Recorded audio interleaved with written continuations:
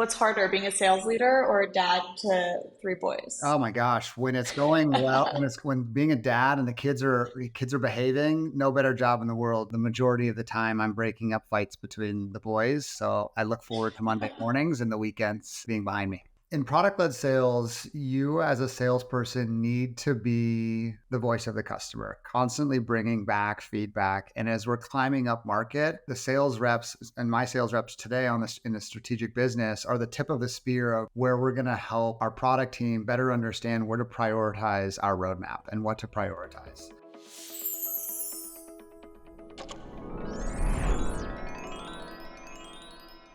Hi, Devin. I'm so excited to have you here to talk about, two really, really awesome PLG companies where you led sales teams, Slack and Sprout Social. So I have a lot of questions that I'm pumped to ask you, but maybe to start out, who are you? Tell me a little bit about yourself. Yeah, thanks, Alexa, and thanks for having me. I'm super excited about this as well. It's always great to connect with sales leaders and kind of talk through different sales strategies. But who am I? I'm Devin Schiller. I'm a proud dad of three young boys, and formerly I'm the director of sales overseeing our strategic business here at Sprout Social. Nice. What's harder, being a sales leader or a dad to three Oh boys? my gosh, when it's going well, when being a dad and the kids are behaving, no better job in the world. But the majority of the time, I'm breaking up fights between the boys. So I look forward to Monday mornings and the weekends. Appreciate that. So the first question that I want to ask, a little bit of vague, but everyone has a bit of a different definition. How would you define a sales playbook? Yeah, it's an interesting question, and you prompted me with this one, so I had the good fortune of being able to put some thought to this beforehand. But I consider a sales playbook to be, and this is like my formal answer of it, of being a comprehensive guideline that outlines the strategies, processes, tactics, and best practices that a sales team should follow to effectively navigate various stages of the sales cycle and handle different scenarios. But I struggle specifically with calling it a playbook and would prefer sales motion, which is probably where I got that from Slack, because it's not a formal document that is set in stone. In fact, it should be challenged and reworked constantly as the market, buyer, or your product evolves. And I tell each new hire class bi-monthly in our new hire cohorts to learn and digest our plays that have helped us close thousands of enterprise deals here at Sprout, but also to please challenge the status quo and push us to think differently because that's how those sales motions will evolve over time. Yeah, I agree with that. A sales playbook should never be static. It's something, especially in high growth companies, always evolving and learning and needs people to prod and prod. I'm curious, how did the sales playbook compare or differ at Slack versus Sprout Social? So it's actually what drove me to come join Sprout because they're actually quite similar.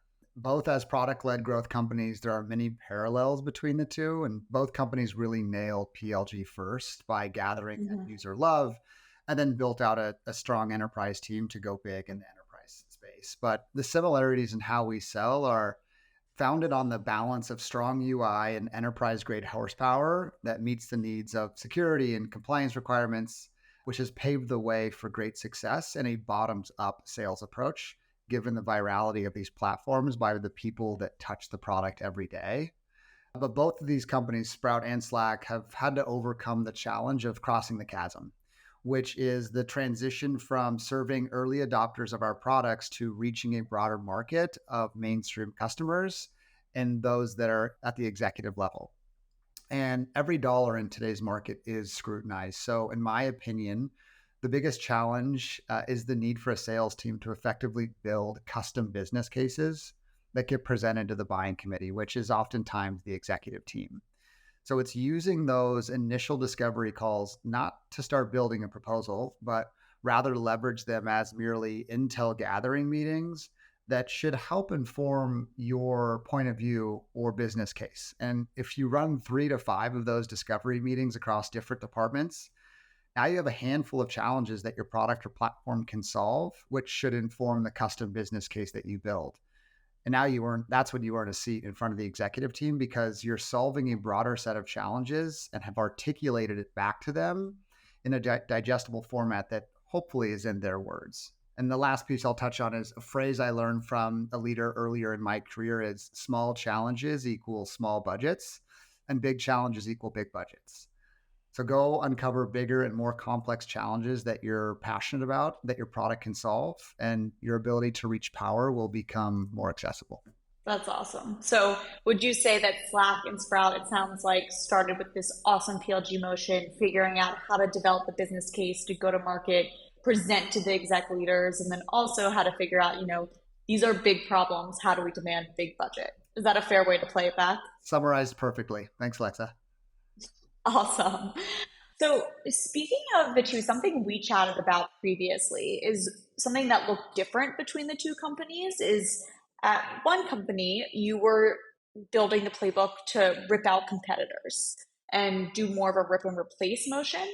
Whereas another company, you were demanding a new budget. There wasn't a line item for you, so you had to create that budget. So, can you tell me a little bit of the different strategies and what that looks like when you're trying to close customers, when you have to create a new budget versus ripping and replacing budget? Yeah, absolutely.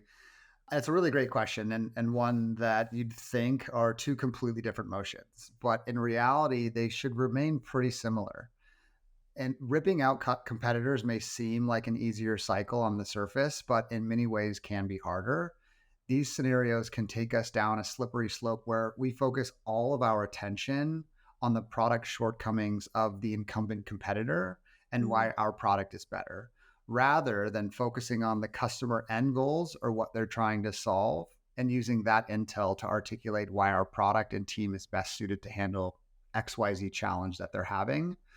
And so I've found that the cycles where we're needing to go create new budget really does demand more stakeholders at the table from the customer. And therefore you're getting you're getting access to power quicker because there's going to need to be consensus on, a new line item that the CFO's not seen before.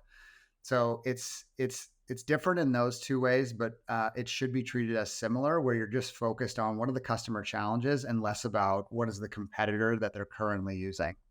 So you're telling me grass is always greener. Yeah, You're, yeah. In one so they way, both suck.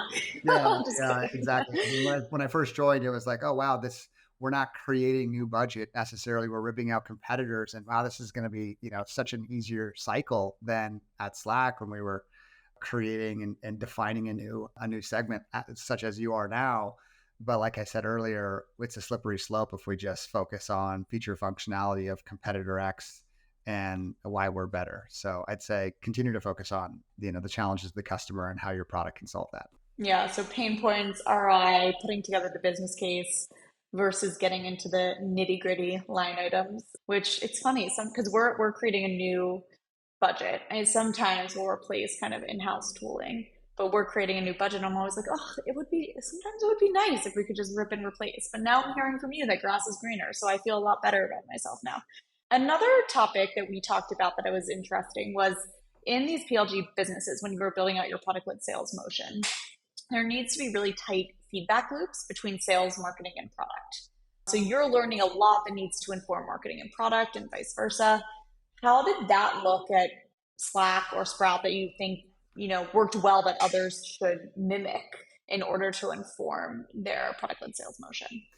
Yeah, I mean, in product led sales, you as a salesperson need to be the voice of the customer, constantly bringing back feedback. And as we're climbing up market, the sales reps and my sales reps today on this in the strategic business are the tip of the spear of where we're going to help our product team better understand where to prioritize our roadmap and what to prioritize.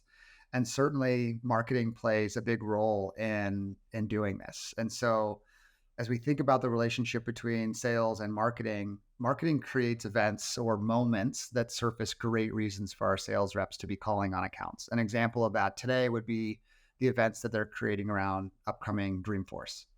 So this provides great calling and emailing opportunities for our sales teams. We also lean into marketing to support us when we're co-building custom pitch decks or rebranding of our executive business cases, or creating really great branded hype videos for us to leverage when we're in our strategic cycles. Lastly, marketing creates great content and events, yes, but we as salespeople need to do our research, be the voice of the customer, truly understand our customers so that we can teach tailor and take ownership of the narrative internally with our marketing counterparts. So the sales rep plays a vital role in making sure that they're the liaison between product marketing and the customer. Another final question for you is what challenges or any other thoughts that you would suggest to leaders that are building out sales playbooks? What comes to mind as challenges they should be aware of or things top of mind that they should focus on? Yeah. So it might be a hot take, and no, I don't mean anything against my friends in sales enablement because I love them and we wouldn't be able to survive without them. But my advice would be don't rely on sales enablement or marketing to build out these playbooks or sales motions for you. As a sales leader, we should lean into the creative genius within our sales teams because they're likely running plays that have worked for them in previous roles that have proved to be effective that might be valuable here. These are likely plays that they're successfully running that are not necessarily an official playbook that's documented by an enablement team today. So at Sprout, we see pockets of greatness happening every week across our business. The challenge now becomes figuring out how to capture that play or that motion and get it in the hands of other reps and really determine how to effectively scale that motion or play. Even if it is a hot take, I completely plus one to that hot take. I think oftentimes sales teams will say, we're so busy selling, like we're going to punt the sales playbook and coming up with new creative plays to marketing or sales ops or sales enablement. And even if they're the smartest people in the universe, they are not close to prospects like the sales team is. And so it's 100% up to the sales team to be recommending, implementing, and iterating on these new plays. And you can have these other folks helping you do that.